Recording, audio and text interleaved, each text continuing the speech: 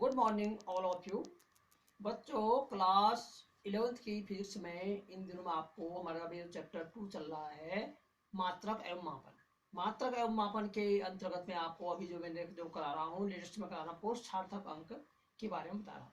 कल मैंने जो आपको जो वीडियो थी मेरी अपनी, उसमें बताया था मैं आपको सार्थक अंक किसे कहते हैं, सार्थक अंक की परिभाषा, सार्थक अंक के नियम, यानी सार्थक अंक के क्या क्या नियम होते हैं, कैसे सार्थक अंक लगते हैं, दो अशून्य अंकों के बीच में या शून्य अंकों के बीच में कैसे हम अंक को लिख सकते हैं, इसके बारे में आपको कल विस्तार से समझाया था।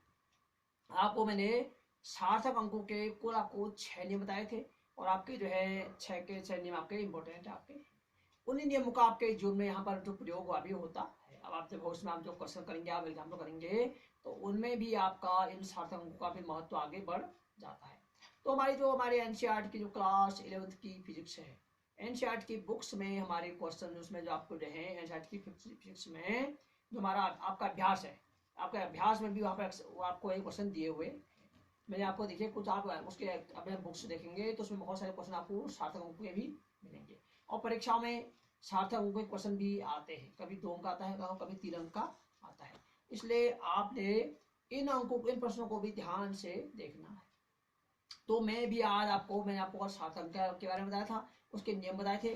तो मैं आज सुनाऊँ उसी पर रिलेटेड मैं आपको एक क्वेश्चन आपको कराऊंगा, जो हमारी एनसीईआरटी की हमारी बुक्स है आपकी, उसके अंतर्गत वो क्वेश्चन नंबर 10 है।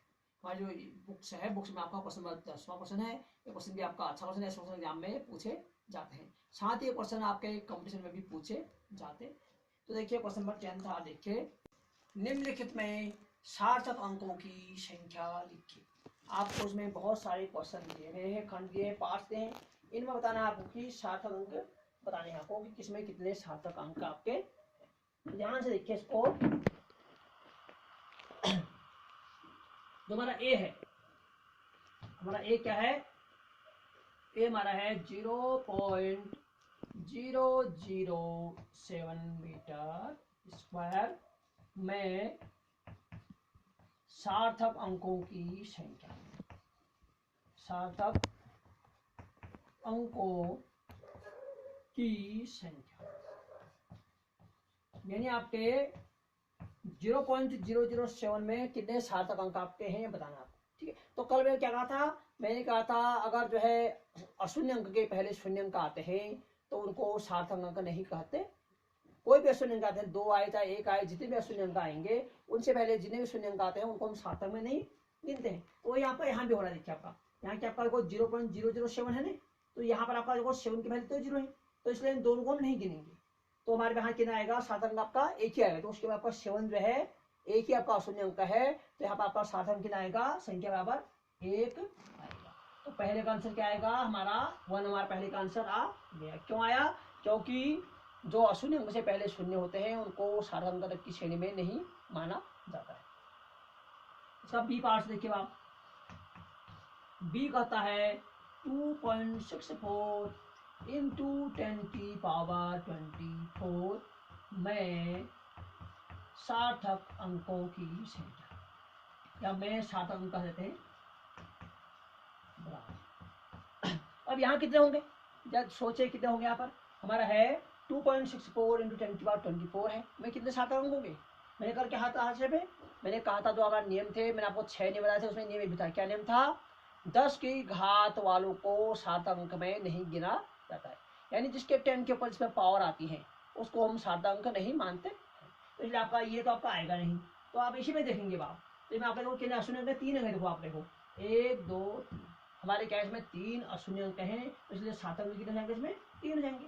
तो लेंगे हम 2.64 इंटू 10⁻24 में सार्थक अंक बराबर 3, ये आपका आंसर आ गया। आप अगर आप कारण लिखते हैं, क्योंकि आप लिखते हैं क्योंकि 10 की घातों को सार्थक अंक की श्रेणी में नहीं गिना जाता है। मैं यहाँ पर लिख नहीं रहा हूँ, आप लिख सकते हैं, मैं यहाँ पर लिख नहीं रहा हूँ क्योंकि यहाँ पर आपका भी जगह कम हो जाएगी, इसलिए आपको लिख नहीं रहा हूँ। ठीक है, आप ऐसे लिख सकते हैं।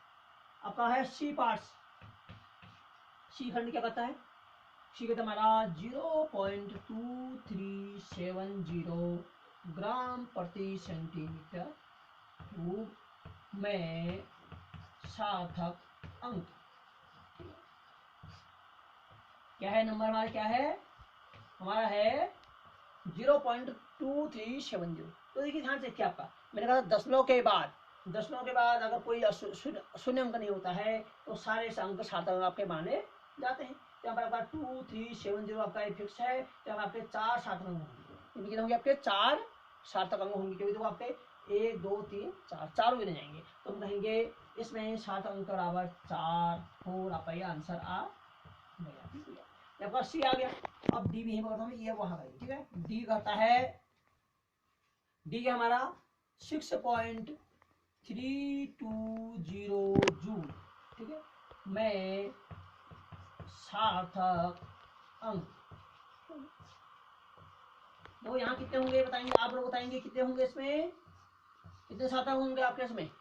इनमें आपके होंगे 4 होंगे। देखो 1 2 3 4, क्योंकि देखो आपका पहले अशून्य से शुरू है ना। यहाँ पे देखो 6 3 2 आपका 3 क्या है, अशून्य अंक है।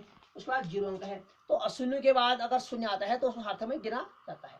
और 2 या 3 जितने भी अशून्य अंक होते हैं उनके बाद में अगर सार्थक अंक आता है तो उसको भी हम सार्थक अंक में गिनते हैं। तो आपका यहाँ पर 1 2 3 4, तो इसमें आपके कितने सार्थक अंक हो जाएंगे, 4 देंगे। तो आप लिखेंगे 6.320 जूल में सार्थक अंक बराबर 4। तो ये हमारा क्या आ गया, आंसर आ गया। ठीक है, आपका 2 या 3 अंक का क्वेश्चन आपका आएगा एग्जाम में। 3 का भी आ सकता है, 2 का भी आ सकता है। तो ऐसे प्रश्न एग्जाम में पूछे जाते हैं। अब अगला हमारा है ई वाला। ई क्या कहता है, ये हमारा है 6.032 न्यूटन प्रति मीटर स्क्वायर में सार्थक अंक। ये तो आपका आसानी है, इसको आप समझ जाएंगे आराम से। सार्थक अंक कितने होंगे इसमें, तो हमारा कितना है 6.032 है आपका। तो यहाँ पर क्या है, 6 आ रहा है, अशून्य अंक आ रहा है, फिर दशमलव आ रहा है, फिर 0 आ रहा है, फिर अशून्य अंक आ रहे हैं। तो अगर क्या होता है, 2 अशून्य अंकों के भी अगर शून्य आता है तो वो भी सार्थक अंक में गिना जाता है। वही यहाँ भी हो, कितने हो जाएंगे आपके यहाँ पर 1 2 3 4, कुल आपके होंगे इसमें 4 सार्थक अंक होंगे। तो हम लिखेंगे बराबर 4 आंसर हो गया। यानी हम कहेंगे 6.032 न्यूटन प्रति मीटर स्क्वायर में सार्थक अंक बराबर 4। तो हमारा ये भी आंसर आपका आ गया। ठीक है, सरल है बहुत ही, कुछ कठिन नहीं है। तो समझना आपका एफ में आते हैं। एफ हमारा है 0.000632 मीटर स्क्वायर में सार्थक अंक। देखिए आपका जो एफ है, एफ आपका अच्छा क्वेश्चन है।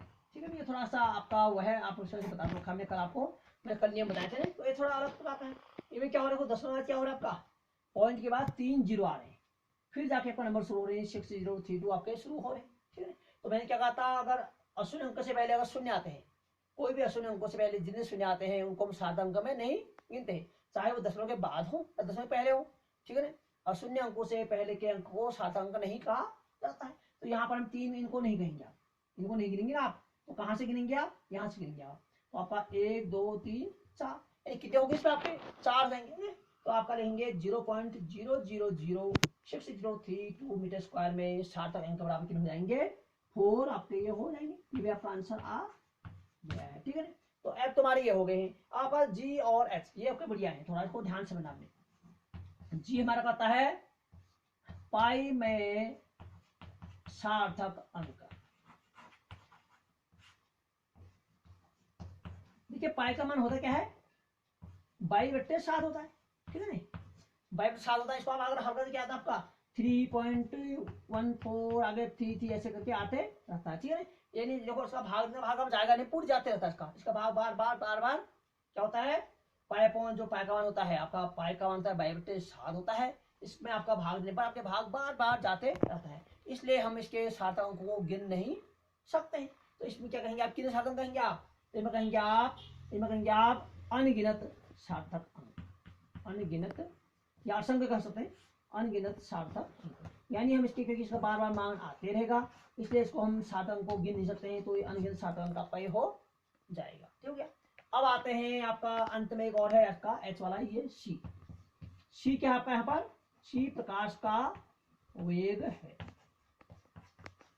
और जो प्रकाश का वेग होता है वो क्या होता है आपका 2.99 आगे ऐसे कुछ आते रहता है ना, समथिंग आते रहता है।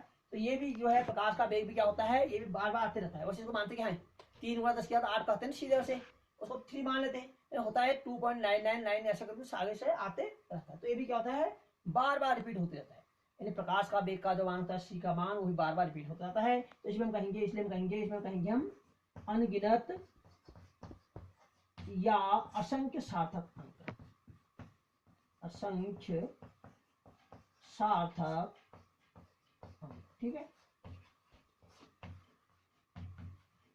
तो देखिए इसमें आपका देखिए बात तो ठीक है, आपके जो अंत के दो आपके ये है पाई और जो आपका सी वाले हैं, इनको आप थोड़ा ध्यान देना विशेष से, क्योंकि थोड़ा सा क्या है इसमें आपके ये अलग प्रकार का है। इसमें हम केवल हम शब्द को गिन नहीं सकते ना, अनगिनत है आपके, क्योंकि इनमें आपके बार बार आते रहते हैं, इसलिए हम इसको कहते हैं असंख्य या अनगिनत सार्थक अंक कहते हैं।